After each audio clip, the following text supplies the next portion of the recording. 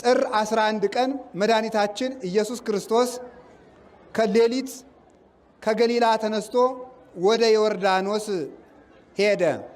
ትናንትና ታቦት ሄዶ የሚያድርበት ምክንያት ክርስቶስ ሌሊት ከገሊላ ተነስቶ ወደ ዮርዳኖስ ስለሄደ ያንን ለማስታወስ ነው። ታቦታቱ መልሰው የሚመጡት ክርስቶስ ተጠምቆ ስለተመለሰ ነው። ታቦቱን ስለምናመልከው ሳይሆን በታቦቱ ላይ የሚያድረውን እግዚአብሔርን እናመልካለን። ኦርቶዶክሳውያን ማወቅ የሚገባችሁ ታቦት አናመልክም። የምናመልከው በታቦት ላይ ያለውን እግዚአብሔር ነው። ታቦት የእግዚአብሔር ማደሪያ ነው። የእግዚአብሔር መንበር ነው። የእግዚአብሔር መገለጫ ነው። የክርስቶስ የሥጋውና የደሙ መሰዊያ ነው እንጂ ታቦት አምላካችን አይደለም። ስለዚህ ተመልከቱ፣ ክርስቶስ ሄዶ ከገሊላ ወደ ዮርዳኖስ ሄዶ እንዳደረ ሌሊት እንደሄደ ታቦታቱ ሄደው ያድራሉ። ክርስቶስ ለምንድን ነው ከገሊላ ተነስቶ የሄደ ስትሉኝ፣ ገሊላ በእስራኤል በጣም የተናቀች የድሃ መንደር ናት። የማያውቁ ሰዎችና ያልተማሩ ሰዎች የሚኖሩባት፣ በሀብት የተናቁ ሰዎች የሚኖሩባት፣ በዘርም የተናቁ ሰዎች የሚኖሩባት ናት። ክርስቶስ ከገሊላ ወደ ዮርዳኖስ መሄዱ ከንቀታችሁ ነፃ ላወጣችሁ መጥቻለሁ ብሎ ነው።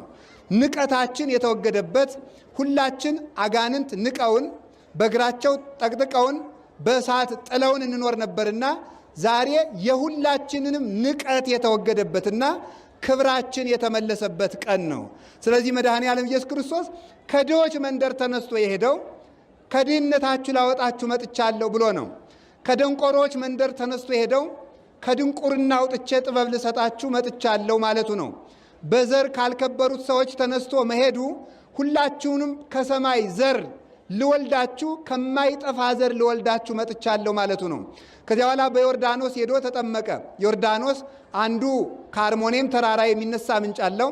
አንዱ ሶሪያ ድንበር አካባቢ ዳን ከምትባል ከተማ የሚነሳ ምንጭ አለው። ክርስቶስ ሁለቱ ምንጮች ከሚገኙበት ቦታ ላይ ቆሞ ተጠምቋል። ይህን ያደረገበት ምክንያት መለያየትን ላጠፋ መጥቻለሁ ማለቱ ነው።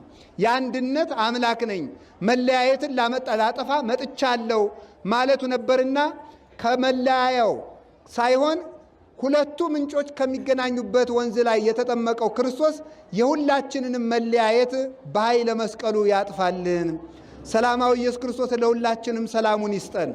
ዮርዳኖስ ላይ ሄዶ ሲጠመቅ እስራኤል ከግብፅ ተነስተው ርስታቸውን ሲወርሱ ዮርዳኖስን ተሻግረው ነው የወረሱ።